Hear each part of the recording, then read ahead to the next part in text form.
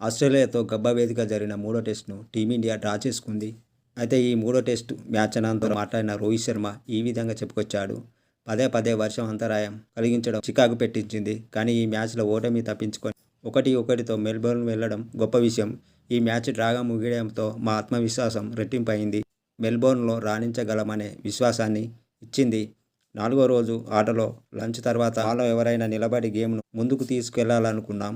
వాతావరణాన్ని మదిలో పెట్టుకొని ఆడాలనుకున్నాం. వర్షం కారణంగా గేమ్ పూర్తిగా జరగదని మాకు తెలుసు. ఈ మ్యాచ్ డ్రా క్రెడిట్ జడేజా, రాహుల్దే. ఈ ఇద్దరి బ్యాటింగ్ అద్భుతం. వీరు మంచి ఆట ఆడారు. బౌలింగ్లోనూ మేం అద్భుతంగా రాణించాం. ముఖ్యంగా బుమ్రా మంచి బౌలింగ్ వేశాడు. ఆకాశ్దీప్ది విభిన్నమైన పాత్ర. అతనిలో చాలా ప్రతిభ ఉంది. అంతర్జాతీయ క్రికెట్కు అతడు కొత్త. కానీ ఇలాంటి మ్యాచ్లు అతనికి ఎంతో అనుభవాన్నిస్తాయి.